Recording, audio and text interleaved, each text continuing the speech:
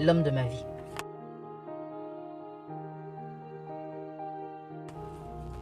Est-ce que tu sais que l'homme de ta vie, tu ne le rencontreras jamais? Tu as eu peur, n'est-ce pas?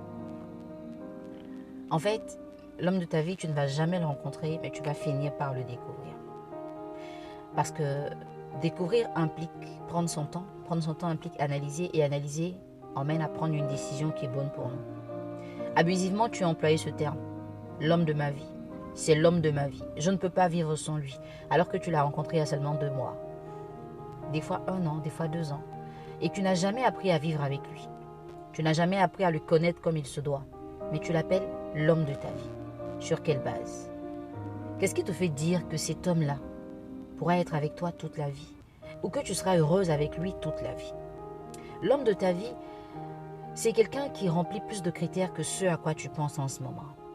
Tu peux rencontrer quelqu'un qui est beau, qui est séduisant, qui est gentil, qui est adorable, qui est tout ce que tu aimes. Mais il peut ne pas être l'homme de ta vie. Ce n'est pas parce qu'un homme te convient que ça veut dire qu'il est l'homme de ta vie. Il peut te convenir selon des choses superficielles, mais dans le fond, non, c'est pas possible. Donc l'homme de ta vie, arrête de dire que tu l'as rencontré. Il faut plutôt chercher à découvrir qui est l'homme de ta vie. Le temps que tu passeras à ses côtés, l'attitude qu'il aura vis-à-vis de toi, la façon dont il va t'aimer, tel que tu vas l'aimer, après avoir vécu des hauts et des bas, après avoir subi beaucoup de choses ensemble, tu pourras enfin dire « c'est l'homme de ma vie ». Des fois, je ne comprends pas certaines femmes qui se pressent de s'engager avec des hommes qu'elles ont rencontrés parce qu'elles estiment qu'ils sont un bon parti. Oui, un bon parti, on peut le trouver n'importe où. Mais l'homme de ta vie, tu ne le trouveras pas n'importe où. Déjà, c'est Dieu qui le connaît, c'est lui qui va te le ramener. Mais en plus, quand il va te le ramener, comment tu fais pour l'identifier? L'homme de ta vie est un homme qui t'aime pour qui tu es, pas pour ce que tu as. L'homme de ta vie est quelqu'un qui pense à toi, tel qu'il pense à lui. Des fois même, il y en a qui pensent plus à toi qu'à eux. L'homme de ta vie est celui qui t'emmène à faire des choses pour toi. Ce n'est pas celui qui te garde comme un égoïste. L'homme de ta vie est celui-là qui te booste. L'homme de ta vie fait des choses pour vous, pas des choses pour lui. L'homme de ta vie est celui-là qui va t'emmener à te dépasser.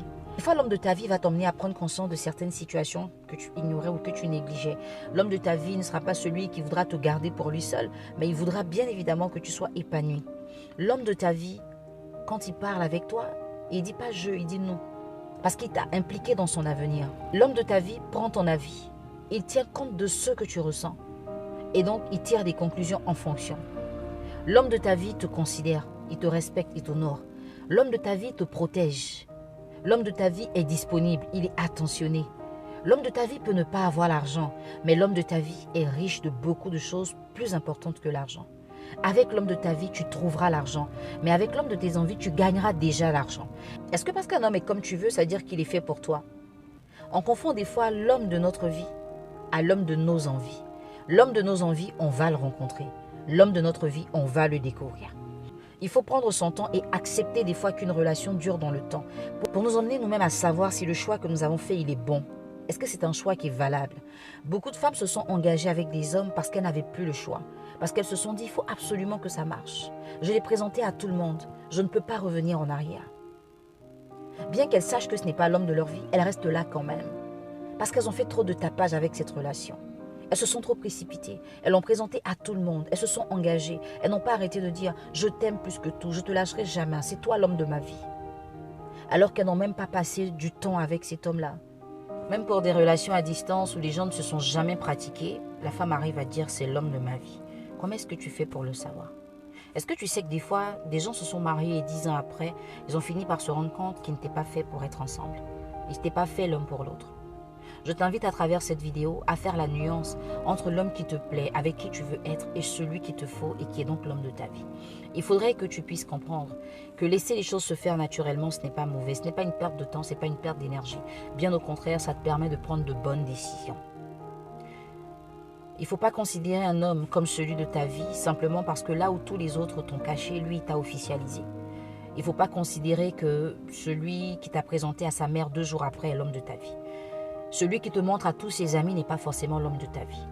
Il y a d'autres choses plus importantes qu'il faut chercher, qu'il faut rechercher et essayer de trouver. L'homme de ta vie fusionne avec toi. L'homme de ta vie, tu as l'impression de faire une seule chair avec lui. Mais tu ne le sauras qu'après l'avoir pratiqué. n'est-ce pas? Merci à vous tous qui regardez mes vidéos avec beaucoup d'attention. Merci pour vos partages. Si mes messages vous font du bien, sachez qu'ils sont faits, en plus de mes coachings, pour soutenir les actions de mon ONG Karma, qui signifie Conseil, Assistance et Revalorisation Matrimoniale. Cette ONG œuvre en faveur des mères incarcérées avec leurs bébés. Votre don sera le bienvenu. Merci.